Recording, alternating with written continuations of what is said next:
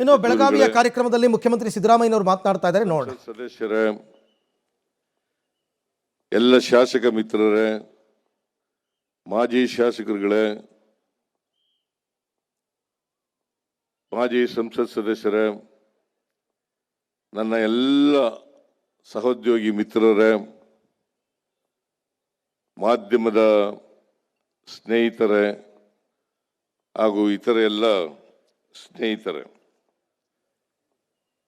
ನಾನು ಈ ಸಮಾರಂಭದ ಅಧ್ಯಕ್ಷನಾಗಿರೋದ್ರಿಂದ ಒಂದೆರಡು ಮಾತುಗಳನ್ನು ಆಡಲಿಕ್ಕೆ ಬಯಸ್ತಾ ಇದ್ದೇನೆ.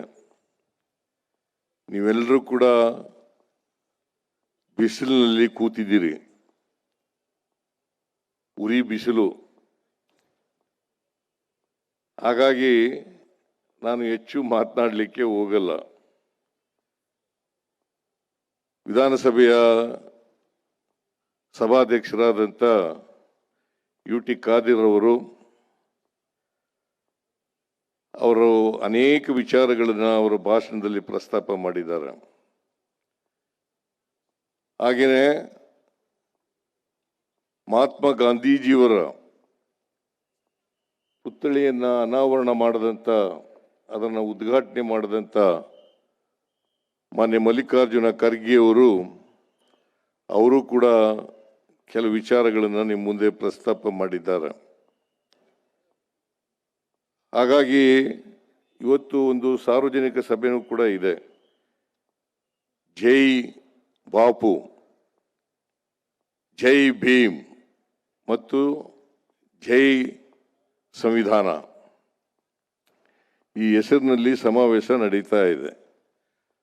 ಹಾಗಾಗಿ ಸಮಾವೇಶದಲ್ಲೂ ಕೂಡ ಮಾತನಾಡಬೇಕಾಗಿರೋದ್ರಿಂದ ನಾನು ಹೆಚ್ಚು ಮಾತನಾಡದೇನೆ ಇವತ್ತು ಈ ಮಹಾತ್ಮ ಗಾಂಧೀಜಿಯವರ ಪುತ್ಥಳಿಯನ್ನು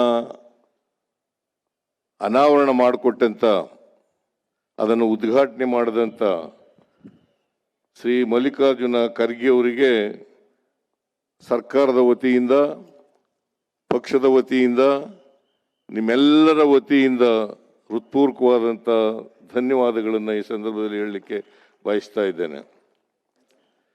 ಪ್ರಿಯಾಂಕಾ ಗಾಂಧಿಯವರು ಕೂಡ ಈ ಸಮಾರಂಭದಲ್ಲಿ ಭಾಗವಹಿಸಿದ್ದಾರೆ. ಅವರು ಸಾರ್ವಜನಿಕ ಸಭೆಯಲ್ಲಿ ಭಾಷಣ ಮಾಡ್ತಾರೆ. ಈ ಕಾರ್ಯಕ್ರಮಕ್ಕೆ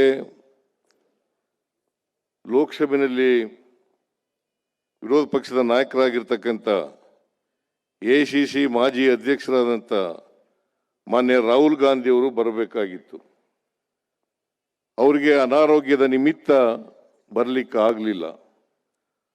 ಹಾಗಾಗಿ ಅವರು ಏರ್ಪೋರ್ಟ್ವರೆಗೂ ಬಂದು ಏರ್ಪೋರ್ಟಿಂದ ವಾಪಸ್ ಹೋಗಿದ್ದಾರೆ. ಸೊ ಅವರು ಸಾರ್ವಜನಿಕ ಸಭೆಗೂ ಕೂಡ ಬರೋದಿಲ್ಲ. ಸೊ ಅವರ ಅನುಪಸ್ಥಿತಿಯಲ್ಲಿ ಅವರಿಗೆ ಬೇಗ ಗುಣವಾಗಲಿ ಅಂತೇಳಿ ಹಾರೈಸಿ ಅವರಿಗೆ ಧನ್ಯವಾದಗಳನ್ನು ಹೇಳಲಿಕ್ಕೆ ಬಯಸ್ತಾ ಇದ್ದೇನೆ.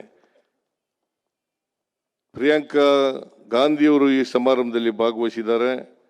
ಅವ್ರಿಗೂ ಕೂಡ ಧನ್ಯವಾದಗಳನ್ನು ಈ ಸಂದರ್ಭದಲ್ಲಿ ಹೇಳಲಿಕ್ಕೆ ಬಯಸ್ತಾ ಇದ್ದೇನೆ.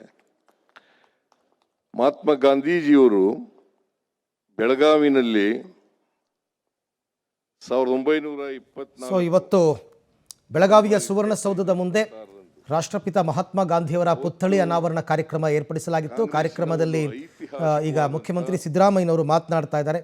ಮಲ್ಲಿಕಾರ್ಜುನ ಖರ್ಗೆ ಅವರು ರಾಜ್ಯಸಭೆಯ ವಿರೋಧ ಪಕ್ಷದ ನಾಯಕರು ಮತ್ತು AICC ಅಧ್ಯಕ್ಷರು ಕೂಡ ಹೌದು.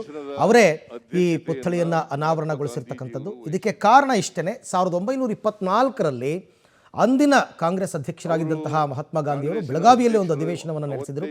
ಅದರ ಸ್ಮರಣಾರ್ಥವಾಗಿ 100 ವರ್ಷಗಳು ತುಂಬಿದ ಹಿನ್ನೆಲೆಯಲ್ಲಿ ಕಾಂಗ್ರೆಸ್ ರಾಜ್ಯ ಸರ್ಕಾರದ ವತಿಯಿಂದ ಜೈ ಬಾಪು, ಜೈ ಭೀಮ್, ಜೈ ಸಂವಿಧಾನ್ ಕಾರ್ಯಕ್ರಮ ಹಮ್ಮಿಕೊಳ್ಳಲಾಗಿದೆ.